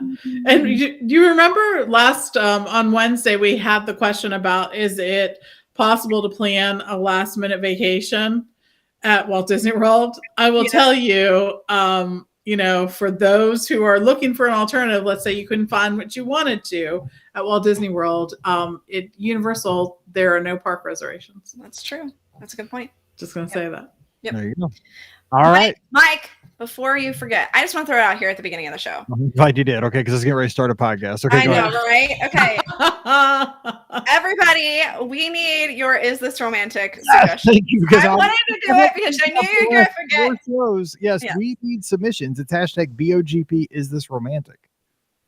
Yes, we do. So let us know. And here's how it works. You know what? I'm going to the old. We need like creative submissions. Now, like, okay, so Bob Dankeys, he is the most romantic person. Like him and his wife are they're so cute. They're always going down to Walt Disney World. They're doing all these romantic things all the time. He's already submitted his. They're going to Yacht Club. They're going to Yacht Club, or they're going to a Yachtsman Steakhouse on Valentine's Day. Nice. That's romantic. I mean, come on, that's not even fair. Like you're killing us there. But let me see. I have some from past years. Let me see if I can find them. Hopefully I have a folder here. Let me do this on the fly here. I can't find them. Oh. But I mean, we're looking for things that could be possibly romantic, maybe not. And we'll be the arbiters of that. So, and they can be the most outlandish things you possibly could think of. And it makes it more fun for the podcast. They are. Yes. Yes. So, like, I mean, holding hands on a comfortable February night, walking through the Swiss Family Treehouse. Ah, there you go. It was great until I said Swiss Family Treehouse. Then it's like, here's another good one. Riding in the swinging gondolas at Pixar Playground. Holding on to each other for dear life. Not that came from any, real life situation. Yeah, so you can email those to me. Just if you want to email them, Mike at beourguestpodcast.com. Just put "Is this romantic 2022" in the header, or you could hit me up on Twitter. Just let us know this hashtag BOGP is this romantic, and I'll favorite it, and then I'll go through there on that show, because we'll do that obviously the day before Valentine's Day. I don't know how it falls this year, but it'll be right before the holiday. Anyway, today we're talking resorts again. Last week we talked about the reasons why the Crescent Lake resorts, the Epcot area resorts, are awesome. Beach Club, Yacht Club, Boardwalk. You can walk to 2 different theme parks. You can walk right into Epcot. You can walk right to Disney's Hollywood Studios. You have probably the best pools on property. You have boat transportation right outside all 3 of these hotels. You got great themes. But now let's kind of shift gears and go over to where it all started, by the Magic Kingdom, because this was kind of phase 2. Let's go to the OG. Speaking of the Super Bowl halftime show, which we weren't, but OG kind of people. So, Pam, let's talk about the Polynesian, Disney's Grand Floridian Resort and Spa, which is back open. Yes. The Contemporary. And I guess we could, by extension, because we kind of threw in the Swan and the Dolphin, by extension, we could throw in Wilderness Lodge and Fort Wilderness, because you could get there by boat. But let's talk about the big 3 first. What is the biggest advantage to stay in at we could call them the monorail resorts, right? Them the Seven Seas resorts, the Magic Kingdom resorts, lots of names for them. We know what they are. Pam, give a sell for why these resorts, because they're deluxe resorts and they are probably the most expensive of the resorts, but why think about staying there for a special occasion? I think that the name says it, right? Monorail. The monorail is actually one of the biggest advantages to staying there. I mean, there's a ton of great reasons to be there, but I think transportation has to top your list if you're considering one of these resorts. And it's not just the monorail that goes to the Magic Kingdom, because I think in that sense, the resort loop is a great option. There's also the monorail that goes over to Epcot as well. So with a simple transfer at the TTC, you can be on the monorail that goes to Epcot as well. If you're staying at the Polynesian, you can just walk to the TTC. It's within walking distance there. The other thing about these resorts is their location to the Magic Kingdom, and now there is a way to walk from every one of these 3 resorts into the Magic Kingdom. And for those who like to sort of take destiny into their own hands, that is a great way to accomplish that. So its location and its transportation, I think, have to be at the top of the list. And I think it's that, if you are a hardcore Disney fan and you're listening to our podcast, so you are either somebody that's trying to learn, you're going on maybe a first Disney vacation, you're just trying to get as much knowledge as possible, and we try to give you as much as we can. But I think a lot of our listeners are those folks that, like on Sunday Night's live call-in show, Scott mentioned that when he stays at the Polynesian, for example, he likes to go by the particular room, which it's in the concierge area of Polynesian, where John Lennon signed the paper to break up the Beatles. Like, that's how hardcore of a Disney fan he is. He knows that particular room number. He takes a selfie. So we have all kinds of varying levels of Disney fandom. But I think everybody at some point wants to stay in these hotels because of the history. They're just, when you see a commercial on TV, 9 times out of 10, if you don't see Animal Kingdom Lodge, which you tend to see a lot. You see a lot of giraffes. Yeah. Like, you see giraffes riding monorails. Like that. Yes. Every time I see the commercial, I'm like, that doesn't happen. Like, somebody's going to ask me for a hotel where they can ride the monorail with a giraffe. I'm like, sorry, that doesn't. The giraffe's not going to get the monorail. It just doesn't happen. He doesn't ride it. Anyway, just one of my, again, Disney grievance. There you go. Giraffes are not on monorails. But that was last week. So here's the thing. Everybody wants a piece of that history. So let's kind of break them down. We could do whole shows on each one of these resorts, but let's just kind of hit quickly the highlights of each resort. So let's start with the Polynesian. The Polynesian, I'm just going to hit a few things and I'll kind of pass it off to you guys. 1, newly remodeled rooms. And I think that was something this hotel needed worse than anything lately, That was kind of the feedback we got from our guests, and just in general, these rooms needed, as Pam calls it, a zhuzh, and they got it. And the feedback is really good. I mean, obviously location for all these, but they have newly remodeled rooms. And let me just mention this, because I'll let you guys kind of tackle some of these other things. An amazing pool. It's not Stormalong Bay. It's not Stormalong Bay by any means, but it's a great pool with a volcano slide, great poolside bar, and the views are just, you can't beat them from that pool. So that's kind of what I'm going to lead off with at the Polynesian. Pam, add to that. What else does the Polynesian offer? The Polynesian, I think, also has really great dining options. You have Kona Cafe, you have the coffee bar there by Kona, you have Ohana, which is a fan favorite, the Tambu Lounge, Trader Sam's, Captain Cook's. There are just a lot of different dining locations. In addition to that, you are able to get food by both of the pools, right? You're able to get it by the volcano pool, and you're also able to get it by the quiet pool. So I think that's another great reason to stay at the Polynesian. And just a couple, we like to throw in these like little tips that you probably know that they might have slipped your mind. Trader Sam's, if you want to go there, because it's a very competitive kind of situation to get in there, you can get in there. You just have to be there and kind of wait it out sometimes with the line. But there is a very nice outdoor seating area with a lot of times like live entertainment, like a guy playing a ukulele or, some kind of a person playing live music out on the patio or the lanai. And speaking of lanai, this is a place where you can get the Dole Whip outside and just sit and enjoy it there in kind of a little grassy area with the torches going on. It's a very relaxing place. And here's another tip. I mean, if you're staying there, that's a great place because your hotel room's a hop, skip, and a jump away. But if you just need a respite from the Magic Kingdom, go have a meal at Captain Cook's, top it off, with a Dole Whip. And a lot of times they'll have specialty Dole Whips too. I mean, maybe not just a regular Dole Whip. Scott got this crazy Dole Whip while we were there for Marathon Weekend. It didn't taste real good, he said, but it looked really cool on Instagram. So that's what matters, right? But it was the ice cream at the bottom that was regular ice cream was good. But lots of options there to kind of sit, relax. And the whole thing I think about the Polynesian more than these other resorts, it's atmosphere. It's soaking in just the feel and the history of the place. Like when I'm there, I mean, it just like if you like had to bottle Disney, like I don't even know what I'm saying, but like Disney in air quotes, like when I'm sitting at the Magic or the Polynesian, like I feel like I'm sitting at Disney. Like I don't know, you don't even know if that makes sense, but it feels that way to me. So Ricky, what else? Like when you're talking about the Polynesian, we've talked rooms, dining, pools, but what else do you think of when you're talking about this hotel? I mean, I think you hit the nail on the head when you were talking about like history. It has, and the feel of it has such a great feel. You walk into that lobby and you see, Shruggy, the tiki guy out there, and yeah, exactly, and you feel an energy that's in this resort that I don't think you get in a lot of other places. So that's kind of the main reason why I love the Polynesian. It's just, besides the dining, which I think is just absolutely stellar, I think just the general atmosphere of the entire resort, you've got the overgrown shrubbery, to kind of make it feel really, really tropical. And it's just, it feels so great when you're walking around there. And especially like in the middle of the night, you walk, they have that awesome, area by the water where you can go out and just relax on a hammock, or, you can sometimes, you can see the fireworks or whatever. It's just a fantastic energy that exists at the Polynesian that I really know that you can't get anywhere else.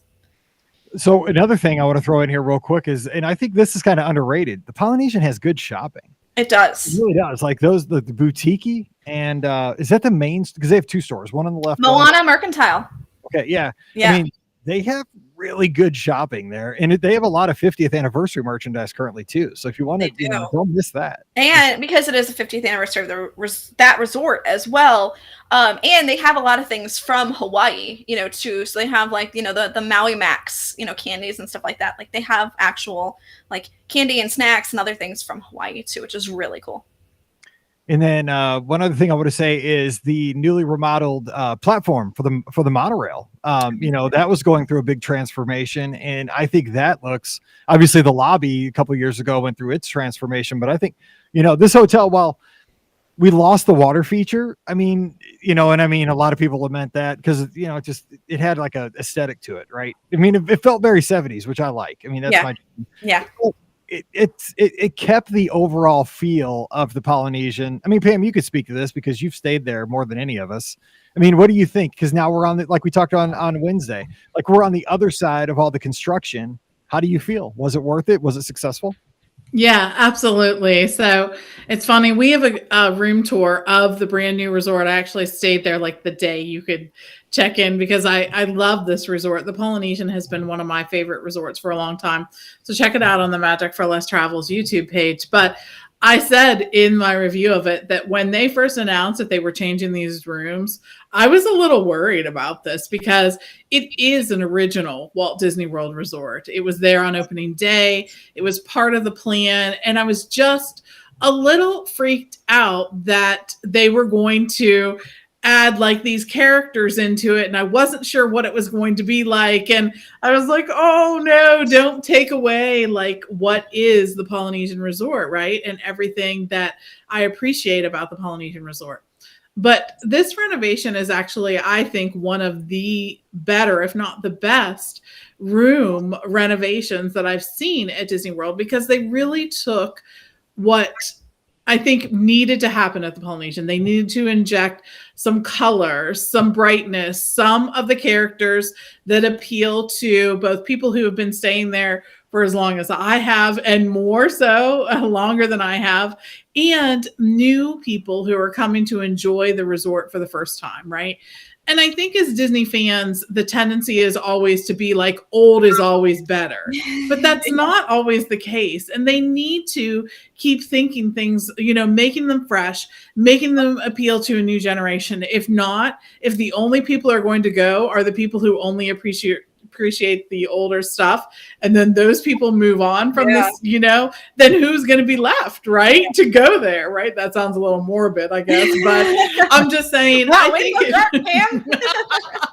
think it is part of, it's in Disney's, it's part of their company dream. It's part of Walt's dream. He said it when he opened Disneyland, that it will never be done. Things will always be changing. So I am not one of those people who always is like, older is always better. This was fantastic. When you walk into the room, it does not scream Moana. It is a whisper of Moana, and it makes the room more contemporary and modern. And it brought in all those things that we not only want in a room, but we expect in a room at this point, right? If we're paying these prices to stay in a room, I want a resort where I don't have to get down on the floor under the bed, to find a plug to plug in my phone. I don't expect that. I expect that there's going to be a USB port or a plug on the bedside table. That's an expectation that I have. I expect that there's going to be a Keurig in the room because we drink coffee, and that's what is at most hotels now when you stay there. I expect there to be a floor that isn't carpet anymore, right? That it is an easily cleanable surface, and something that is, not only more easily cleaned, but is also just more hygienic. I expect there to be a nice bathroom.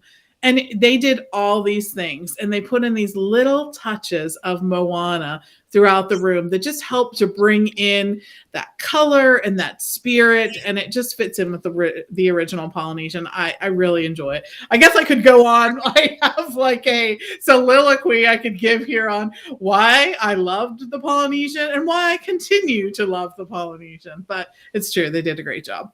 Well, I just gotta say, if you didn't freak out about the change, you wouldn't be a good Disney fan. So, yeah, that's right. Yes, Disney card right there. True. I did not take to social media though. What? The changes them. You gotta scream for a little while. I mean, it's how it works, right? Exactly. Exactly. Find 7 social media channels to post. Okay, right. So let's move down the road though to the Grand Floridian, which is. And that is, this was really hyped up in the 2000s, the flagship resort of Walt Disney World. I don't think they mention this as much anymore in the marketing. I mean, obviously it's the fancy one, but I mean, I would argue that the Riviera is probably just as fancy now. Cause I mean, it was built in, 2021, it's just newer. I mean, it's fancier, But the Grand Floridian, I mean, obviously it has history with it too. It's a newer resort. I mean, it's obvious. I think a lot of new Disney fans probably think it's a, hotel that was built right alongside the Contemporary and the Polynesian. I mean, it looks like it's been sitting there forever, but it hasn't. It was built in the 90s. But here's the thing about this hotel. Okay, so we'll break this one down kind of quickly. We're just doing like 15-minute breakdowns of these hotels. My initial thoughts on this one for years and years and years was that Mike Rallman is not allowed in this building. Like, it's too nice. It's too fancy. I'm from Missouri. I'm not fancy at all. I wear sweats all day at work. I mean, this is just, I'm blue collar, right? I mean, I'm a Pop Century guy. Maybe they'll let me in Coronado Springs or Riverside if I'm nice and I put on a tie, or something, or say I know Yeehaw Bob or something, and like, it's cool. I'm just joking. This is all tongue in cheek, but I've stayed at the Grand Floridian twice. Ricky's actually been able to stay there because she knows people. I do. And the thing is, it is fancy. Don't get me wrong, but it's comfortably fancy. It's a weird thing. Like, I like staying there. Like, it's so weird because it's not really my jam. I'm a sports guy that I don't like staying in grandma's attic, and it's really not grandma's attic, but in a way it still kind of is. I don't even know how to put it into words. Ricky, what do you think about staying at the Grand? Because I like being in a fancy place. It does feel like grandma's attic. I mean, that is definitely a great analogy. It's not wrong.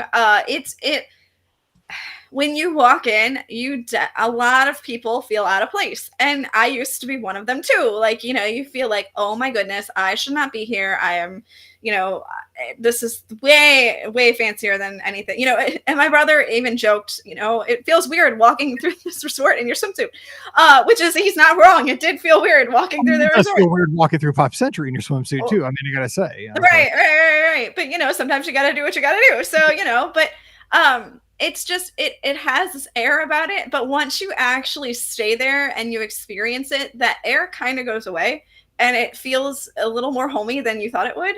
And it's just, it really is a great resort. It starts to feel more gingerbready and less posh, or, like frou-frou, I guess I should say, because at first you walk in and it feels super frou-frou. But it feels more gingerbready and homey at that point.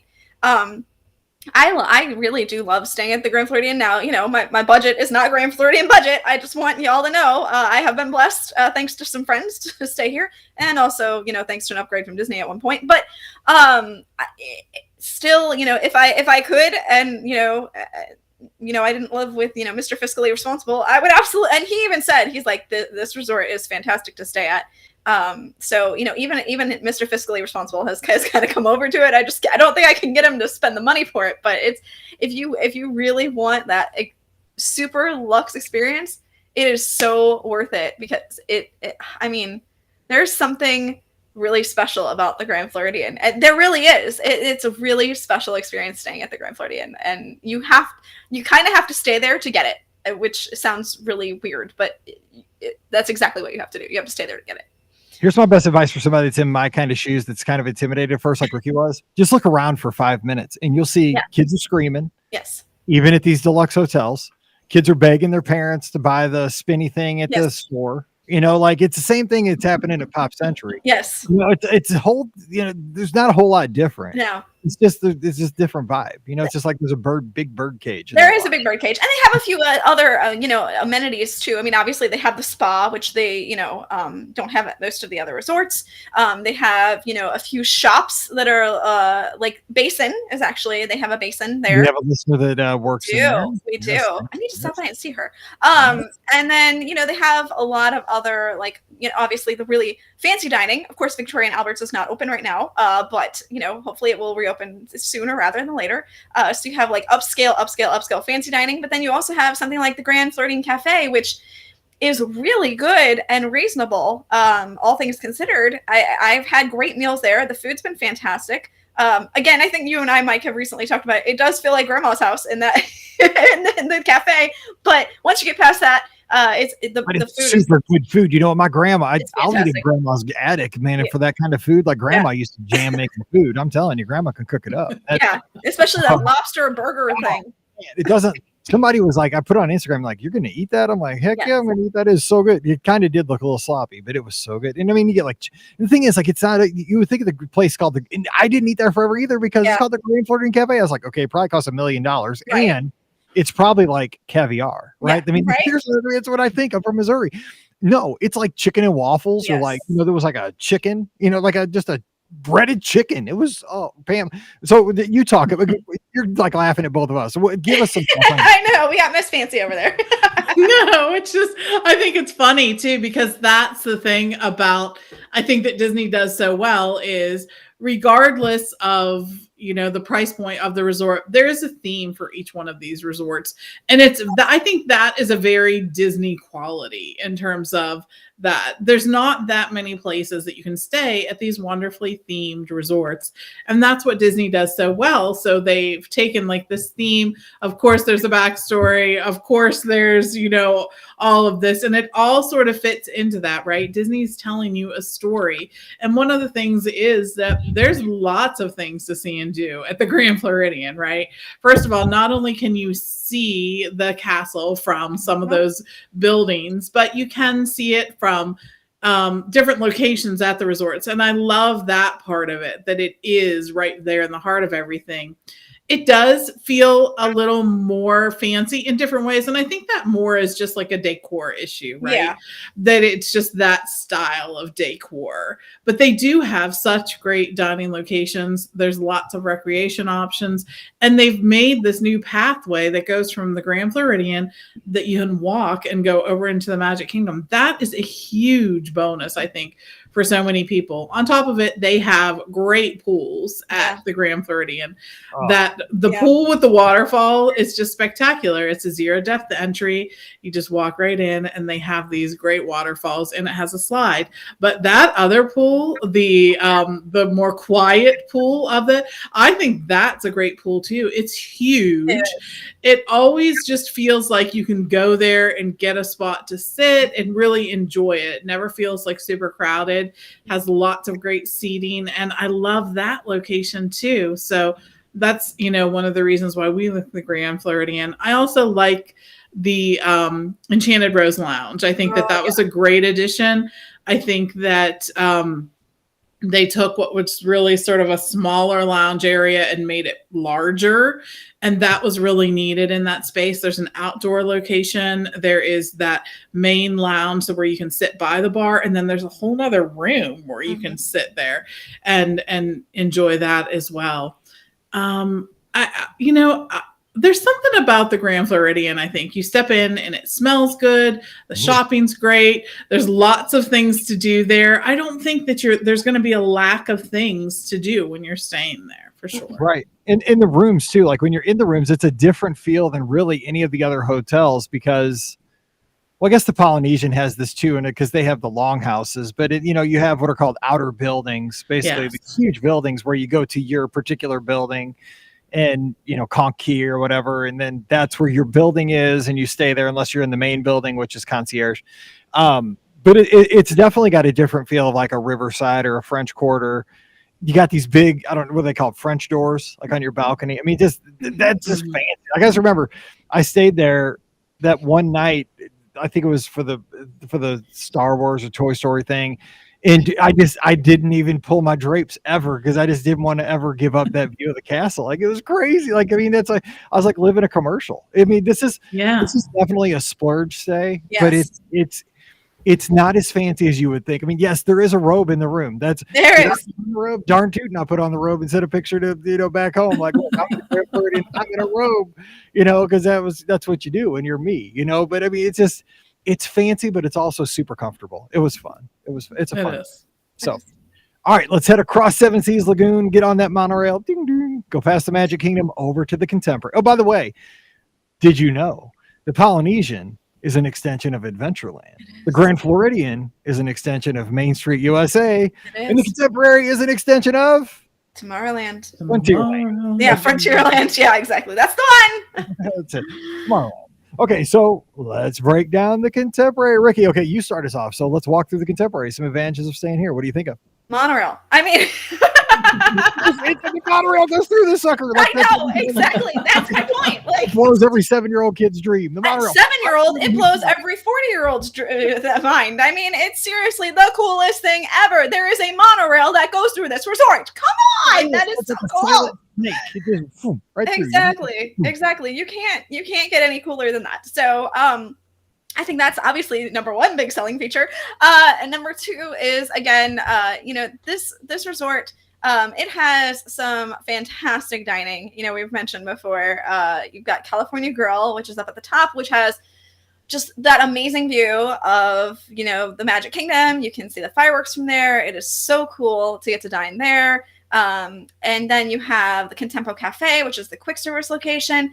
This location has I've always find that they have some really unique desserts.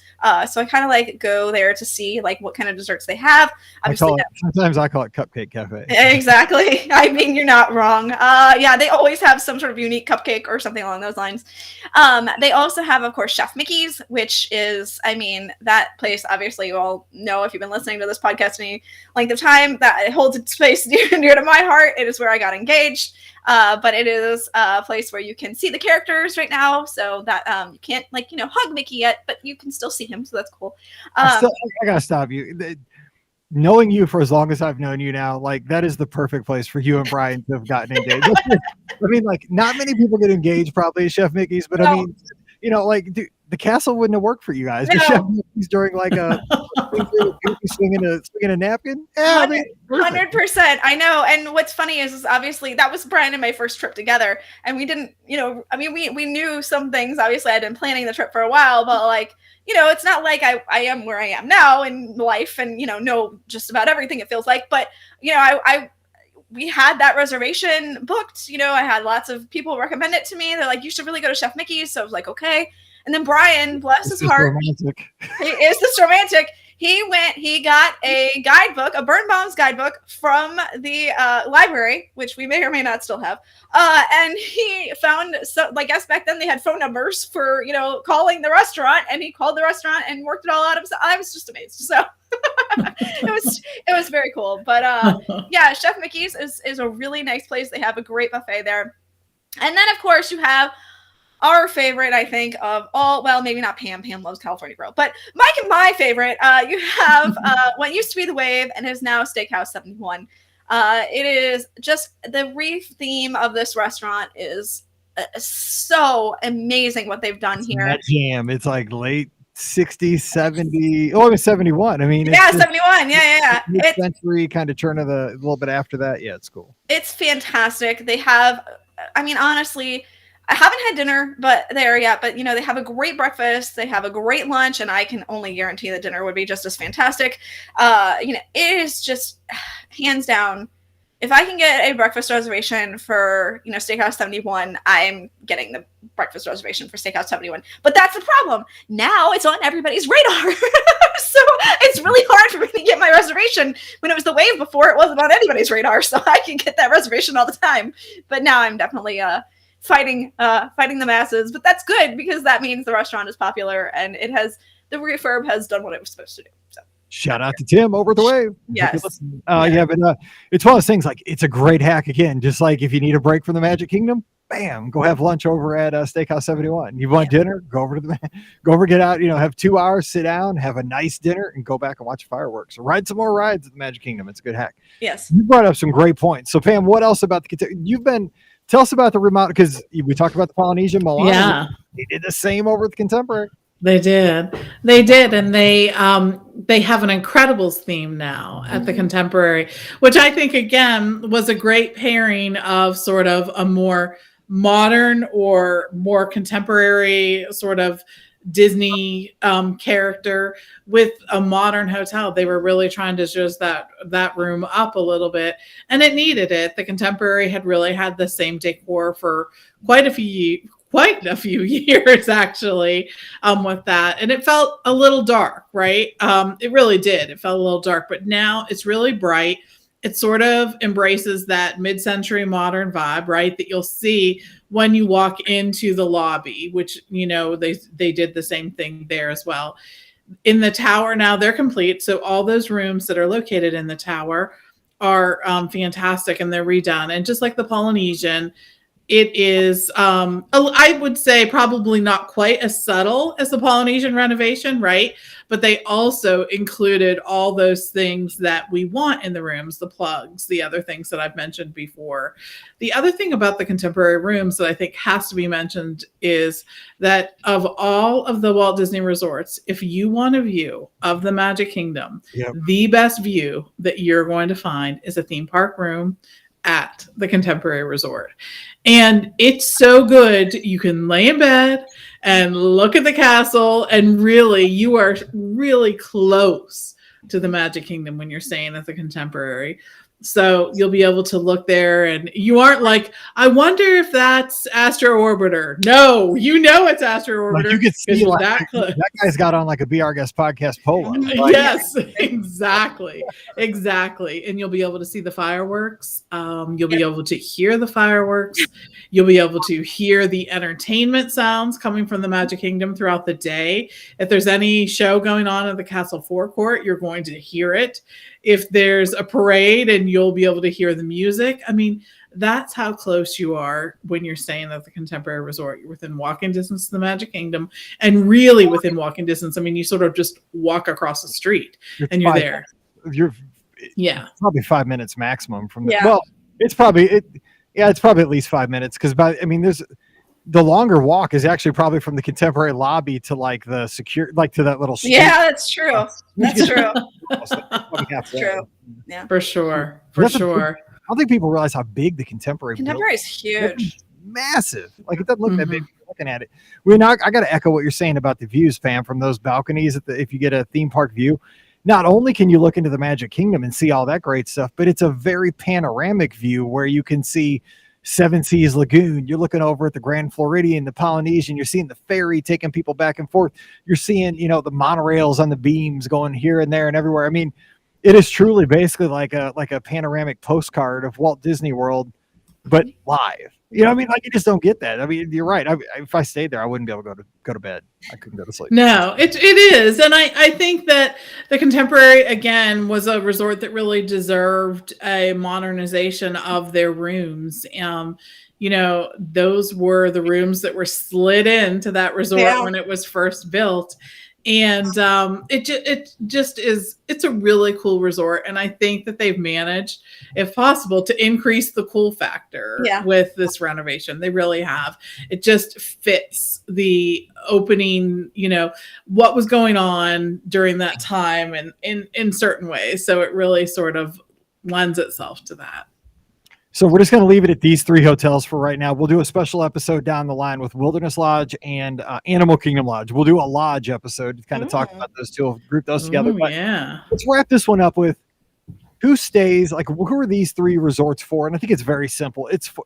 Here's the win. I say now is the time to stay in these hotels during the 50th anniversary celebration, because there's an energy right now, because the Contemporary and the Polynesian are part of that celebration, right? Yes. They're celebrating 50 years as well. And that'd be a cool time. And a lot of folks did stay there on October 1st. A lot of our listeners specifically wanted to stay at these hotels because of the history, and, it's an iconic time to stay there. But also kind of in general, just as far as the typical traveler, a lot of times the guests I get that book these hotels are the folks that might have younger children that might like to take naps, and they're going to focus more on the Magic Kingdom on their trip. So maybe they're going down for 3 or 4 nights, 4 or 5 days, something like that. And they're going to be at the Magic Kingdom for a majority of their time. It makes sense for them to stay at the Polynesian, the Grand, or the Contemporary, because they're a quick walk or they're a quick monorail ride away from being back at the room to take a nap and get back to the park and have fun. So I think that's a key kind of demographic for these hotels. But Pam, can you think of anybody else who might be considering this area for their next Walt Disney World stay? Yes. So I will say that Steve and I choose this area often when it's just the two of us. So if you're going as a couple, because you guys take naps. No, if you're going as a couple, it's great for a couples trip or an adults only trip because there are so many amenities that you're going to use. You're going to find great lounges. You're going to find great pools to sit by during the day. You're going to find lots of recreation options. There's just a ton to do, and the dining options. When you're on an adult only trip, you tend to invest more time and energy in like the nicer dinners or things like that. So that's something that you're going to want to think of too. And I don't know anyone who travels to Walt Disney World who doesn't spend some time in the Magic Kingdom, right? Everyone is going to visit those parks, whether that park in particular, whether you have young kids or whether you have no kids, you're going to spend some time in the Magic Kingdom. And to be that close to it, I think really is such a bonus. So. One thing we all of us neglected to mention, which I think is totally, again, it's a sleeper thing that we don't think about. The garden wing at the Contemporary. Yeah. So a lot of folks don't even know there used to be two of them. Yeah. Now the Bay Lake Tower sits where the one wing was, but there's these garden wing rooms that are not a part of the tower. Mm-hmm. They're more kind of a traditional building. I think there's only 2 stories, right, Pam? Is that right? There's only 2 floors. I think there might be 3. I think there might be 3 too. Yeah. So here's what I like about these rooms. This is totally Mike Rallman. The fake fireplace. Just kidding. No, seriously, it looks like a 70s kind of thing. But these rooms are big. I mean, these rooms are big. And here's the thing. Here's a kicker. I'm just telling you, if you want to stay in an amazing location, have all these amenities that we talked about, and you can catch a discount sometimes on like a garden view, garden wing, garden view, garden wing, standard view sometimes, you're talking a little bit more than a moderate in some cases, just a little bit more, and you're right there at the Magic Kingdom. I'm just telling you, don't forget about that garden wing. Kind of a little sleeper Disney hint to think about, because we hung out. Whose room was that? Was that Scott's room when we were all there? I can't remember. Like we were all meeting up there for October. I don't know. I don't know if it was. I think it was Scott's. Yeah, I think. Yeah. And I'd never been in one, and I was impressed. Like that thing was big. I mean, we're just all huge. Dinner, yeah. The largest standard rooms on Disney property are at the Contemporary. So, yeah. So just think about that. I mean, just look at it. You know, I mean, of course. I mean, obviously, you're staying at the Contemporary. You want to be in the tower. I mean, right? The monorail. I mean, I'll be honest. The monorail doesn't run through the garden wing very often. If it does, we got a problem. Yeah, probably not good. But I mean, it runs right over your building right there. You just walk outside and hey, there's a monorail. It does. So that's pretty cool too. All right. Well, hey. Hopefully you had some fun. Again, if you're snowed in this weekend, you might be again. This was a great escape for 45 minutes to talk about the Poly. Look at all those palm trees out there. The Contemporary. Oh, look out the back. Bay Lake right there. And the Magic Kingdom's right there. And the Grand Floridian. Just fancy. So there you go. Let's get down to it. I'll meet you guys right down at Walt Disney World. I'll see you there. Right? I mean, I'll be there. So, join me. Right. That's perfect. All right. Well, we're going to get out of here, and hopefully you had some fun with us today. And, it's a virtual escape. And if you're planning a Disney vacation, hopefully we gave you some things to think about. It's fun. It's February. What else do we have to do? I mean, it's terrible where we live. So this is why we have the podcast. Like, I don't want to talk about all the other stuff here. So this is more fun. So anyway, today's show always brought to you by the Magic for Less Travel. We are experts. We'd love to help you plan that next Disney vacation. We'll get you in a great location. We're going to give you those suggestions to help you plan the perfect, vacation, but get you in a good spot. Maybe this time it's Pop Century, but maybe you want to splurge and check out the Contemporary, stay in the tower, maybe the garden wing. Maybe you want to do a little concierge over at the Polynesian. It's a splurge. Hey, we can do that for you too. So just drop by the magicforless.com, fill out that quote form, put in some dates and some possible hotels and who's going and what are you thinking for tickets. We'll check that availability, that pricing, and we'll just have that conversation. That's where it starts, and we'll narrow it down until we get you in the perfect vacation package. So check them out today over at themagicforless.com. Please also use our Amazon affiliate link as you shop online, beourguestpodcast.com/Amazon. And thank you to our patrons who allow us to put this show out 3 to 4 times a week all around the world. Couldn't do it without you. And our patrons get a bonus show called Mike in the Midwest every week. Come on over, patreon.com/beourguestpodcast. One more time, don't forget this weekend, #BOGP, is this romantic? Give us some situations because we need them for the Valentine's Day show. Talk to your loved ones. Well, maybe you don't even want to bring this up to your loved ones because they'll be like, no, that's not romantic. Come to us. We're there. We will not. We're the romance gurus. We're from a distance. We're virtual. We cannot, give you a little, the dirty eye or a slap or anything. So Hashtag BOGP. Is this romantic? We'll put it on the air. We'll have fun on Valentine's Day. Hit us up with that, or just send me an email, mike@BeOurGuestPodcast.com. If you have time this weekend, Apple Podcasts, give us a rating and review. We'd sure appreciate that. Thanks to everybody who has done that. Give us a follow on the social media at Ricky Nibs for Ricky, at TMFLT Pam for Pam, at Be Our Guest Mike for me, and at Be Our Guest Pod for the show. All right, we're going to get out of here and let you get on with your weekend. So thanks for hanging out with us. We sure appreciate it every time you spend some time with us here on the show. It's a lot of fun for us, and hopefully it is for you as well. So for Ricky and Pam, I'm Mike. Wishing you a great weekend. Whatever you do, stay safe, stay healthy, and we'll see you real soon. All righty. Yay. When I was planning our trip in the summer, I was looking at the Contemporary. I'm like, this is where I was. So that's funny. We talked about it. I got to talk about all the things I was thinking about. There you go. I mean, seriously, this time of year, I mean, you got to talk. I mean, at least it gets you for 45 minutes thinking about something besides. Right. I know. It's true. All right. Well, you guys have a good dinner. And all right. We'll see y'all.